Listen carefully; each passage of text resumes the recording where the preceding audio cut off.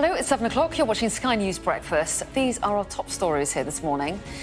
One person is feared missing and hundreds more are urged to leave their homes as floodwaters cause chaos in eastern Scotland.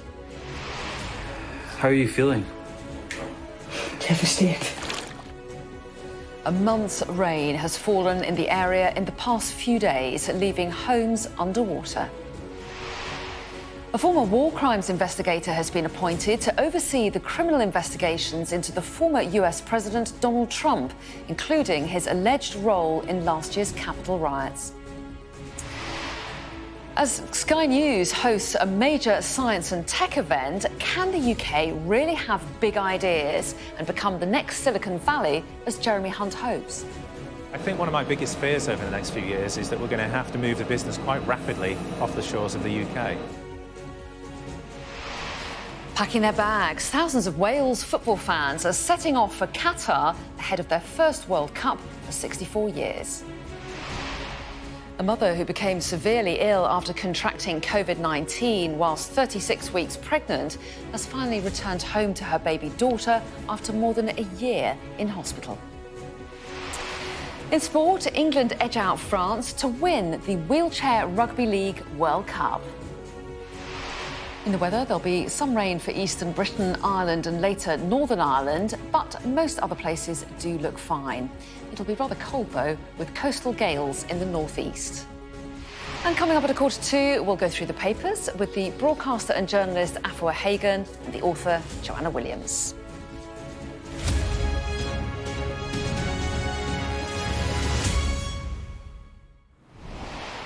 Hello, a very good morning to you and welcome to Sky News Breakfast. One person is feared missing and hundreds of people have been urged to leave their homes in eastern Scotland because of the threat of flooding. A search has been halted for a woman thought to have been swept away into the River Don while trying to rescue a dog. The emergency follows a month's worth of rain in just the past few days in Aberdeenshire and Angus.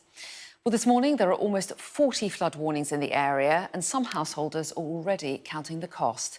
Here's our Scotland correspondent, Conor Gillis. All this is ruined. Through the kitchen. Wrecked once again by water. This is the third time Kim's home in Brechin has been devastated by floods. And this is your life, this is your belongings. Yep. Yet again. How are you feeling? Devastated. This is a community on edge. A day spent watching the torrents, worried this river may burst its banks. Behind that wall's a river, and there's about 5 foot of river behind that wall, so I don't want to stand here too much longer. So yeah, it is a dangerous situation, and if that was to go in any way, anywhere, I think the whole lot would probably get washed away. A fear for Alice, who's one of 300 residents scrambling to evacuate. 52 years and I've never had to do it before. And how are you feeling about that? I'm just anxious. I'm anxious. I'm living on my own, so you do get a bit anxious. So I'm better with family. This northeast corner of Scotland has once again borne the brunt of these danger-to-life weather warnings. There's a sense of déjà vu. Elsewhere across the country, there's been significant disruption. Record rainfall has made the roads treacherous, made the railway lines impassable and forced the closure of schools. And now, an emergency hall is home to those who are now homeless in a community feeling vulnerable once again. Conor Gillis, Sky News, Brechin. A former war crimes prosecutor is going to oversee investigations into the former US President Donald Trump. Jack Smith has been appointed as special counsel to oversee the criminal investigations into the former US president, including his alleged role in last year's Capitol riot. The Attorney General made the announcement in Washington, but it drew a furious response from Mr. Trump. Based on recent developments, including the former president's announcement that he is a candidate for president in the next election, and the sitting president's stated intention to be a candidate as well, I have concluded that it is in the public interest to appoint a special counsel. This horrendous abuse of power is the latest in a long series of witch hunts. I started a long time ago. I thought the investigation with the document hoax was dying or dead or over. and the investigation into January 6th in my very peaceful and patriotic speech. Remember, peaceful and patriotically. Elon Musk has made a Twitter poll asking users to vote on whether Donald Trump should have his account reinstated. The Twitter boss called the decision to ban Mr. Trump a mistake because it alienated a large part of the country. The former US president was suspended from the social media site by its previous owners in 2021 following the attack on the US Capitol. Rishi Sunak has said he wants to ensure his daughters can walk around safely after Zara Alina's killer, Jordan McSweeney, admitted murdering the law graduate. McSweeney had 28 convictions for 69 offences and was released from prison only 9 days before killing Zara in June. Hours earlier, police had attempted to arrest him for breaching the terms of his release. Once dubbed by Forbes as the world's youngest female self-made billionaire, now sentenced to more than 11 years in US federal prison. Elizabeth Holmes, founder of Theranos, has been convicted by a Californian jury on 3 counts of investor fraud and 1 count of conspiracy. Foreign Secretary James Cleverly will use a speech to accuse Iran of spreading bloodshed and destruction. In an address at an international security conference today in Bahrain, he'll warn that Iranian-supplied weapons are destabilising peace. It's believed Iranian-made drones are being used by Russia to target Ukrainian civilians. Now, most of the focus on the government's autumn statement has been on the pain that it's going to deliver for millions of taxpayers. But there was, of course, extra spending too. Jeremy Hunt promised an additional £3.3 billion in funding for the NHS for each of the next 2 years. But analysis for Sky News suggests around half of that funding will be eaten up by the costs of inflation, about £1.7 billion next year. Another £0.9 billion will be needed to pay for growing demand, which leaves less than £800 million left for health services. Well, beyond the health service, the UK's science and technology sector has also promised a big funding boost. The Chancellor increased the government's research and development budget to £20 billion a year by 2024 to 2025. Jeremy Hunt said he wanted to transform Britain into the next Silicon Valley. Our science and technology editor Tom Clark reports on the challenges to that aim. Each of these discs is a wafer of sapphire. They're about to be coated with the wonder material graphene, a layer of carbon just a single atom thick. This process, being pioneered at this UK company, has the potential to revolutionise microelectronics. Imagine computers with graphene chips. 50% less energy, 1,000 times faster. So it really is a transformational material. Despite being well funded with an expanding list of clients, the head of this company has a problem: how to stay here. I think one of my biggest fears over the next few years is that we're going to have to move the business quite rapidly off the shores of the UK. And that's because there is more support, there is more capability for us to grow in other countries.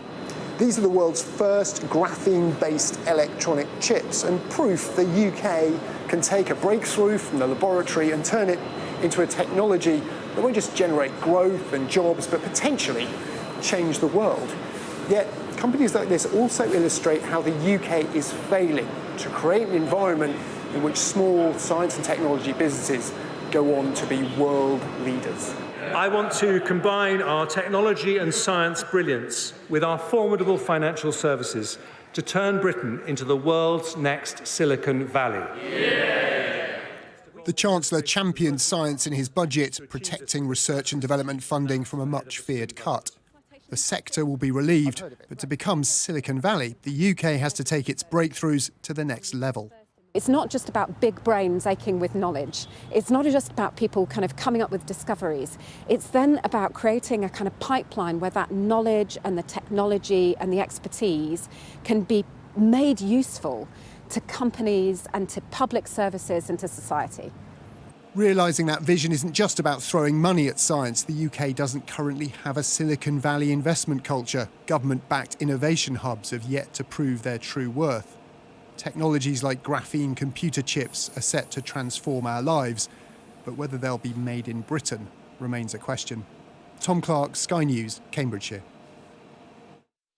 Well, to hear more from our Sky News specialists and the biggest thinkers and experts about how science and technology will impact the way we live, do come along to our Big Ideas Live in East London, or you can tune in from Sky News, from 10 a.m. Scan the QR code on screen now, or you can visit our website, skynews.com/Big Ideas Live to get more information. Now, around 3,000 Wales football fans are arriving in Qatar to support their home nation as they prepare to play in their first World Cup for 64 years. Sky's Dan Whitehead spent the day with two families from South Wales as they prepared to jet off to the Middle East. How far do you think we'll get? I don't know, I reckon we'll win the group. Do you think we'll win the group? Yeah, well, that'd be good if we do. It's a journey Dad Marcus has been waiting his whole life to pack for. This weekend, he and his son Theo will be swapping Cardiff for Qatar and joining 3,000 other Welsh supporters heading to the Middle East. I'm buzzing. I can't believe it, really, that we're going out there. It's amazing, isn't it? It's just like I said, for me as well, I mean, I've been supporting Wales for 42 years, so, you know, I've seen all the disappointments over the years, the near misses, and this is like probably a once in a lifetime, really. And I think every Wales fan who's going is just going to be on cloud nine when we get there, because obviously a lot of the other bigger countries, they're used to qualifying, so I think it means a bit more for us. And there has already been plenty of chatter among Red Wall members about what to expect. We've been told that the alcohol prices are really extortionate, so we're prepared for that. But I think it's just the fact that, you know, we just got to embrace it, really. I think the fact that we qualified, we'll try and focus on the positives and having a party while we're over there as much as we can. How exciting is it to see Wales in the World Cup? It's going to be really good, actually, yeah. The excitement is building further down the M4. Hugh Hudson and his daughters usually follow Wales on the big screen at home, but will also be heading east. It's something I've been dreaming of since I was a child. Die-hard Wales fan, Swansea City fan. That's all I've ever wanted to do was see Wales at the World Cup. There was plenty of times where I never thought it'd happen, so to actually be going is just, it's a dream come true, once in a lifetime probably. It has been a long wait. This will be the first Wales side to play in the tournament since 1958. The last time this nation was in a World Cup, Harold Macmillan was Prime Minister and devolution was still 40 years away. However well Wales do in this competition, one thing is for sure, they have inspired the next generation. It is so exciting. I almost had a tear in my eye at one point. Did you? Yeah, it was so good. I would love to be a footballer, I would love to play on the pitch. Very excited. And why is that? Well, also because, yeah, they haven't been in the World Cup for a very long time, and I find it's just, hopefully they're going to win, yeah. Wales lost to Brazil in the quarter-finals in 1958. On Monday, they'll play their first game against the USA before facing Iran and England. Whatever happens this time, fans both at home and abroad will be hoping to raise a toast to a Welsh victory. Dan Whitehead, Sky News in South Wales. Now, negotiators are trying to sort out solutions for the future of global warming at the COP27 event in Egypt, which is continuing into this weekend. The tough talks there come as the UK government this week extended the windfall tax on oil and gas companies operating in the North Sea. The Chancellor, Jeremy Hunt, unveiled a package of windfall tax increases to raise £14 billion for government coffers. So let's talk about all of that now, shall we? Joining me from Egypt is Seppi Golzari-Monroe, who's energy and climate commentator and director at the Global Wind Energy Council. So a very good morning to you, Seppi. Lovely to talk to you this morning. So COP27 drawing to a close this weekend, or negotiations going on. We assume it'll end this weekend. Is it reassuring to hear in that context Jeremy Hunt, the Chancellor, in the autumn statement recommitting the UK, saying the UK remains fully committed to the Glasgow Climate Pact, which was agreed at COP26? Yes, although I wouldn't expect anything less, really. The UK is very proud of the Glasgow Climate Pact and is keen to maintain momentum there and, in fact, progress it at this COP. I think, you know, here we've we've seen quite a struggle. At best, we're looking at reaffirming the Glasgow Climate Pact with some movement on a loss and damage fund. But at worst, we're looking here at a lack of consensus because some quite thorny issues are still undecided here. The conference is already, over a day late, and people are expecting to be here again overnight. Well, yes, and we might explore a little bit more about those sticking points in a moment. But just as far as the UK is concerned, was there much in the autumn statement for environmentalists to celebrate, would you say? I think we just need to remember why we are in the crisis that we're in first, to put the autumn statement into context.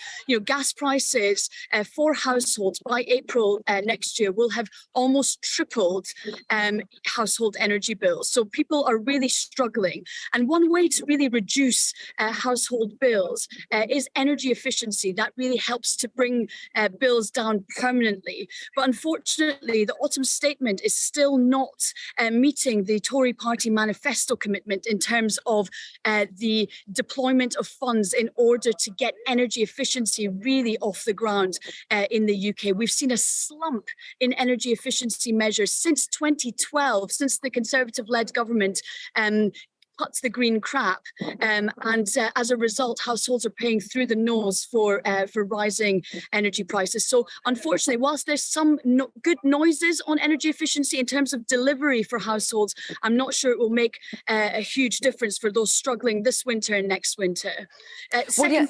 Sorry, go ahead, Seppi. I didn't mean to interrupt you. Second point, really, we're talking, about this extension of the windfall tax, but it's been extended for oil and gas companies, but actually it's now been extended to renewable electricity generators. But the key difference is that oil and gas companies are getting a tax break, are able to offset any tax that they have to pay on investments, whereas renewable energy generators are not getting the same grace. So essentially, what this could become is, whilst optically it looks like oil and gas companies will be paying a high windfall tax, actually by offsetting it against investments in new oil and gas developments, which is not extended to renewable energy companies, they may actually end up paying less tax than renewables, which really is a perverse outcome. Well, yeah, and on the issue of energy efficiency, the government would stress we've just announced £6 billion to that end. It's from 2025, but they want to try and improve efficiency, they would say. And the other announcement that they might point to is the green light for the building of a new nuclear plant, Sizewell C in Suffolk. I mean, yeah, in terms of, the energy efficiency money, like I said, the money that's being talked about for this Parliament is not new money, and it also does not meet the manifesto commitment that was made in terms of spend for energy efficiency. And like I said, it's not helping households. The new money from 2025, may not be when the Conservatives are in power anymore, who knows? But secondly, it's also not helping households who are struggling this winter and next winter, most likely. So the problem is so much time has been wasted in the last 12 months when we've known gas prices have been going through the roof, dithering, delaying. We could have deployed, 1 million energy efficiency measures for the most vulnerable households this year to protect them this coming winter, and that's not been done. And a quick word on COP27 and progress there. The talks carrying on into the weekend. It was supposed to end yesterday, wasn't it? I mean, to what extent is that energy crisis, which is not just affecting this country, it's affecting many countries around the world, having an impact, do you think, on progress? Countries are having to provide support for people. That's putting a strain on their finances. Some are going back to fossil fuels, which they had been starting to phase out to try to fill that energy gap. Do you think that's causing problems there and preventing real progress? The key thing I'd say here, Anna, is actually that what we've seen from the International Energy Agency is that gas demand has actually fallen worldwide in the first half of 2022.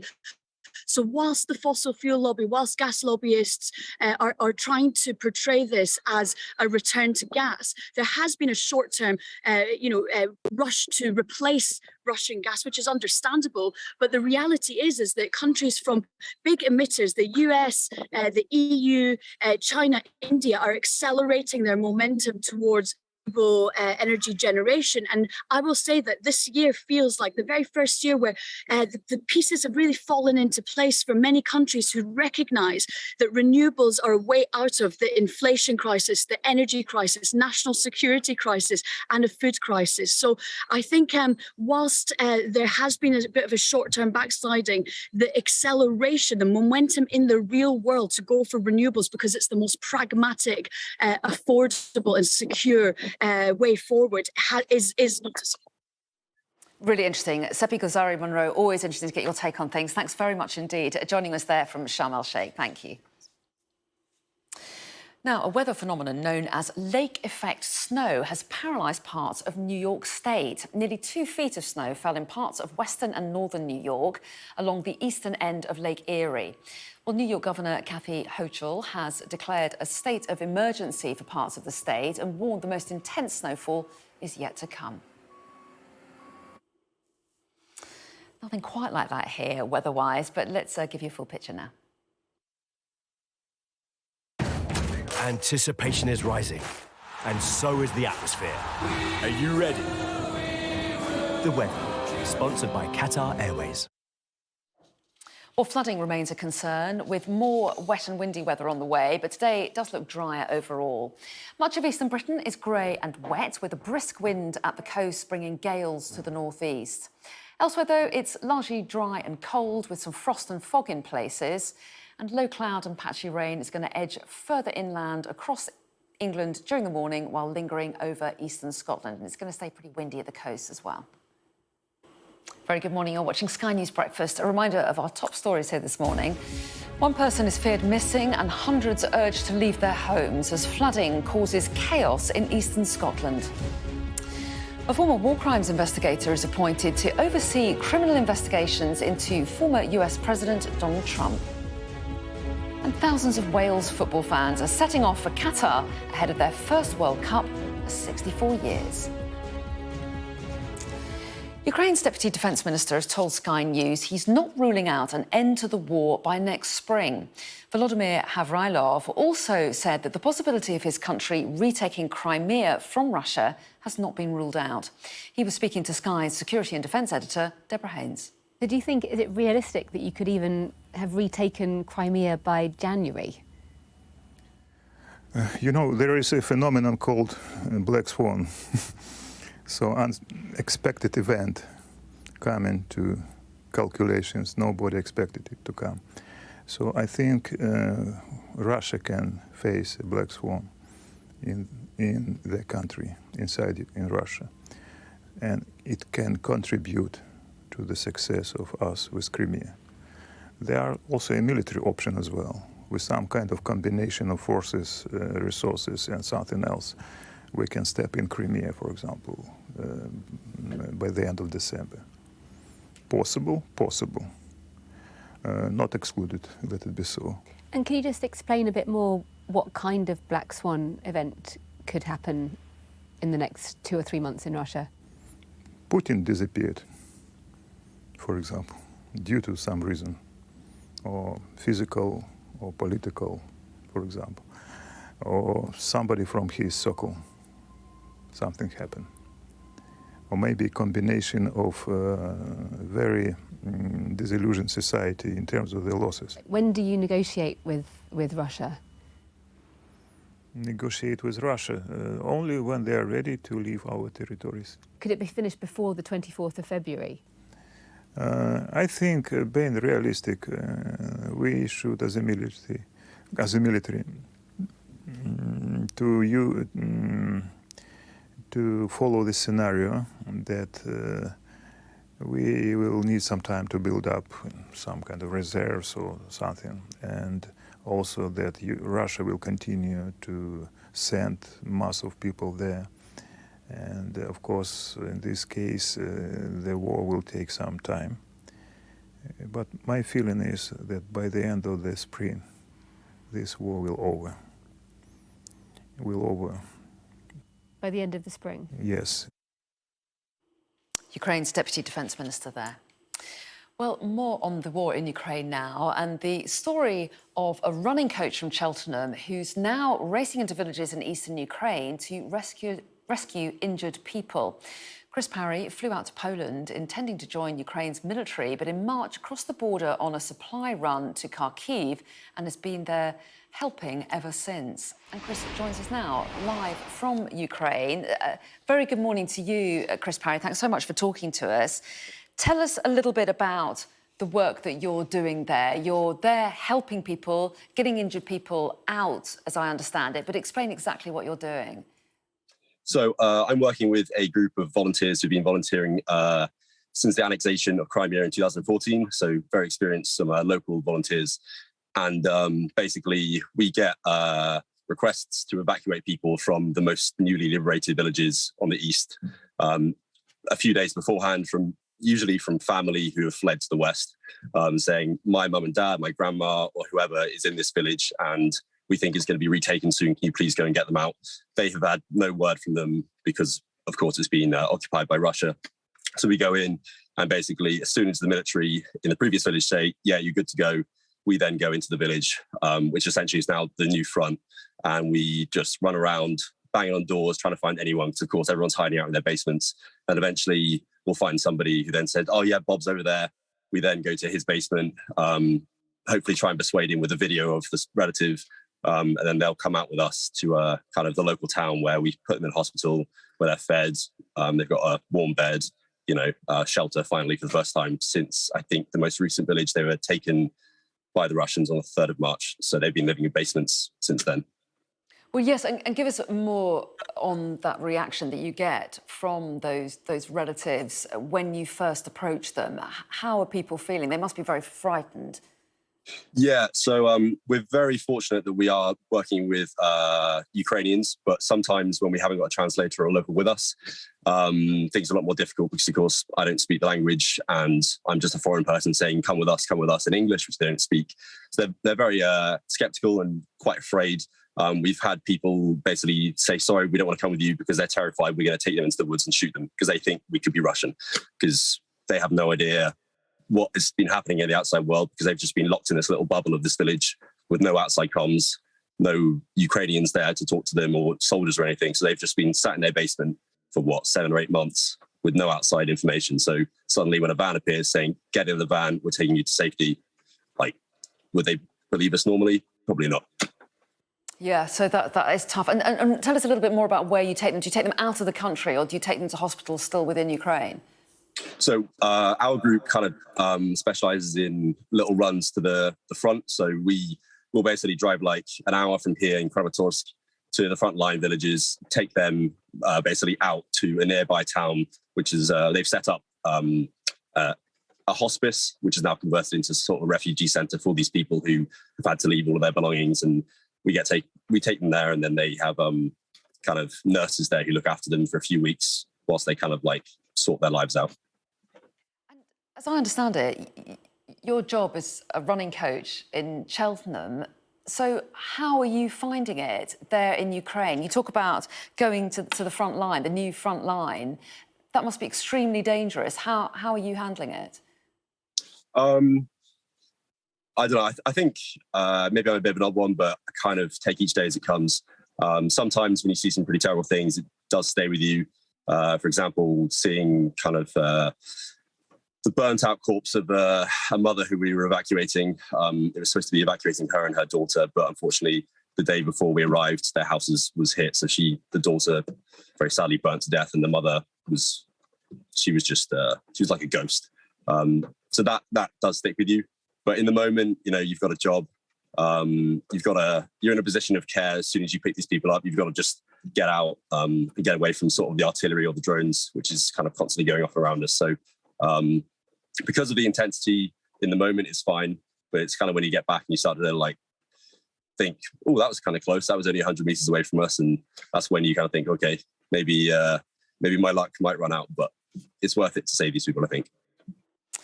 And in the meantime, you're trying to raise money, aren't you, for a new vehicle? Tell us a bit about that and why you need it.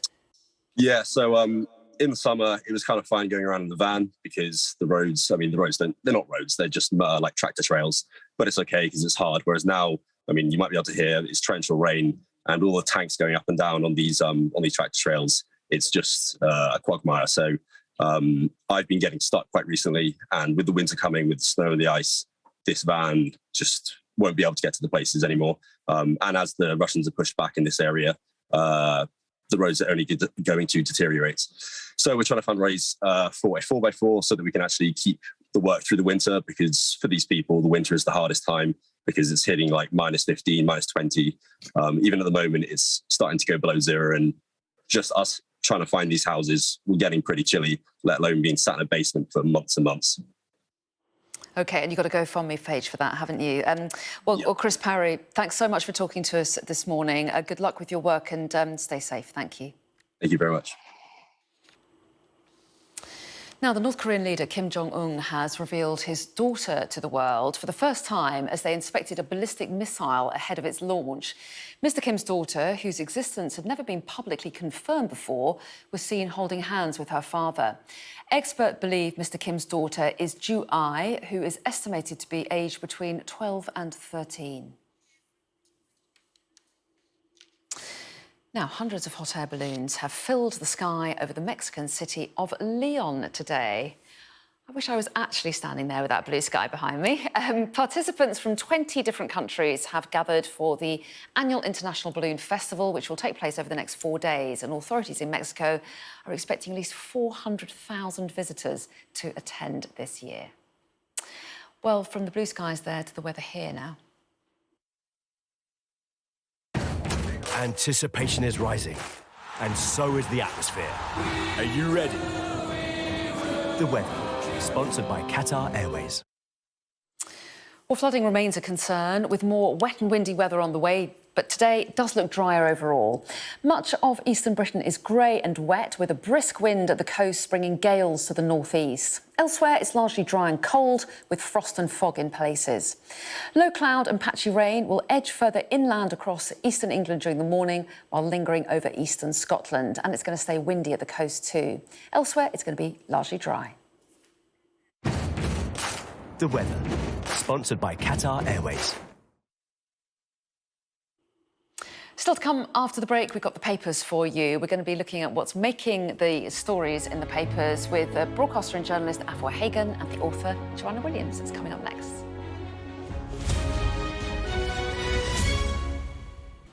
So time now to revisit the Saturday morning papers. Here with me to review them this morning are the broadcaster and journalist Afua Hagan and the author Joanna Williams. So welcome back to both of you.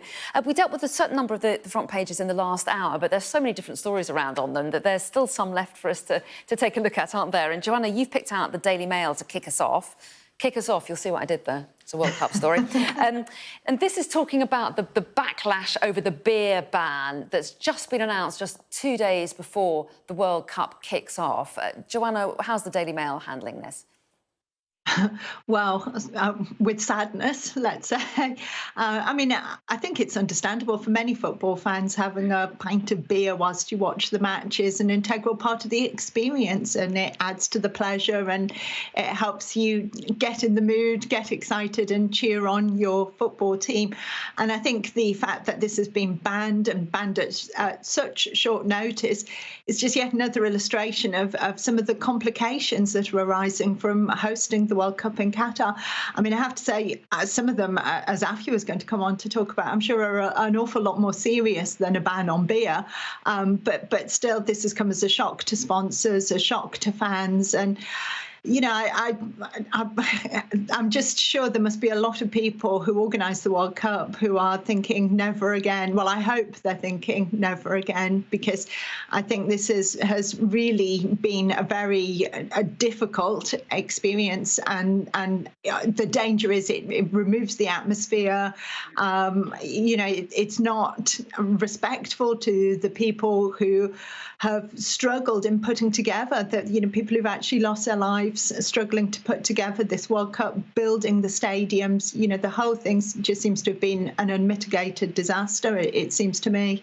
Well, yes, and one of the sponsors, Budweiser, we saw on the tweet on the screen just there, tweeted briefly, I have to say, well, this is awkward, and then it did get deleted. But they obviously are not terribly happy about that, and some questions about what else could change at the last minute as well. But Afua, as Joanna was saying there, in the context of some of the human rights allegations against Qatar, the question of a beer ban obviously doesn't seem so important. And on the front of The Guardian, they focus on some of the other issues around the World Cup, and this is about workers and how they're paid.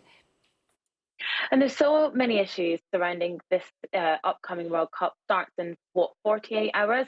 And like you so rightly said, on the front of The Guardian, it's saying that guards at the World Cup are paid at 35p an hour. So this is migrant workers who are employed as security guards, and they're going to be stationed at Albert Park, and that's just adjacent to the FIFA fan space. And they will be there for up to 12 hours a day. When all the fans have gone home, they still remain there to guard the area, to make sure that it's safe and secure. And they are paid 35p an hour. They get 1 day off a week. They don't really seem to know a lot of Qatar. All they know is their job. Apparently, they go to their job and back to their accommodation and back again. And this is another example of the way that migrant workers who are brought into Qatar to build these stadiums. It's been said that 6,500 people died making those stadiums. And now you've got stories of the pretty appalling conditions and appalling pay that migrant workers are going to be under to make sure that this World Cup goes smoothly. And like Joanna said, it seems to be pretty much an omni-shambles.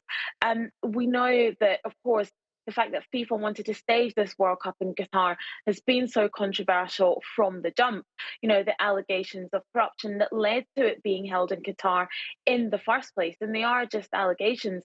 But like Joanna said, and I completely agree, it does seem like this World Cup is completely a shambles. It's been quite a muted build-up. And what's supposed to be a huge festival of sport has really been mired by the stories of the treatment of migrant workers, by the deaths of them. And of course, we can't forget the treatment of the LGBTQ plus community, which they're going to have many concerns as we go into the World Cup in the next few weeks. It does seem to have really spoiled like what I said is supposed to be a festival of sport. Yeah, certainly proved pretty controversial, hasn't it? Let's move on, shall we, and focus on a story inside the Mail, Joanna, that you want to talk about. And this is the fact that civil servants, the PCS Union representing civil servants, is saying that they are threatening strike action, and for quite a long period of time it'll affect key government departments, and there is the prospect of people feeling the effects of this. Yes, absolutely. I mean, this is civil servants who are responsible for passports, driving licences and passport controls at airports, threatening to go on strike for up to a month in the run-up to Christmas. And I have to say, normally I'm very, very sympathetic to people who want to go on strike. I'm fully supportive of the railway workers, for example, who are on strike at the moment, and absolutely think people have the right to get together collectively and make the case for an increase in their wages, particularly right now when we're seeing such high levels of inflation. But my concern is really how many people are going to feel sympathetic towards civil servants when we've got such terrible backlogs in the system. People are still struggling to be able to get a driving test, to have their driving licence renewed. There are long delays in passport applications, and lots of this does seem to be down to many people still working from home, backlogs that have built up in the system over the course of the COVID lockdowns that have still not been dealt with. And I think you can be very sympathetic towards people wanting higher wages. I'm even sympathetic towards paying higher taxes, but I think there is an expectation that you have a decent level of public service in return from that. And I think where people, certainly where I begin to lose sympathy, if you like, is when you're paying higher taxes, when people want higher wages, but you're actually getting a worse level of public service than you had 2 or 3 years ago. But Joanna, is there proof that there's lower productivity with people working from home in these jobs? Do we have actual figures on that? Well, we can certainly see lengthy delays still in people applying for driving licenses and passports. If you have a look at how long, if you go back to 2018, 2019, I'm not exactly sure of the statistics, but I think it would be around 6 weeks that you would wait for either a passport or a driving license. Now you're talking double or even 3 times that length of time. And obviously, I can't sit here and directly relate that to people working from home, but clearly something has caused that delay. And those delays have real consequences on people's lives. If you're wanting to take a job working abroad, if you're wanting to, terrible situations of attending a relative's funeral abroad, and you are faced with a 3-month, 4 months, sometimes even longer than that delay in getting a passport, then that can have a really devastating impact on your life. Yeah. Interesting to know what is behind that, whether it's staffing levels or, as you say, a changing in working practices. Be interesting to find out, wouldn't it? Afua, we'll move on to the Mirror next.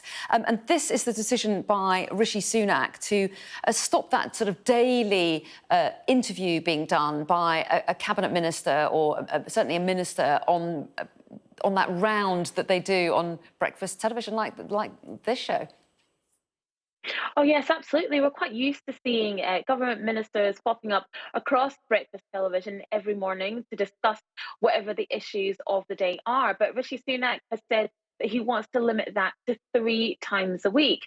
And we have seen some quite disastrous outings by ministers as well on television.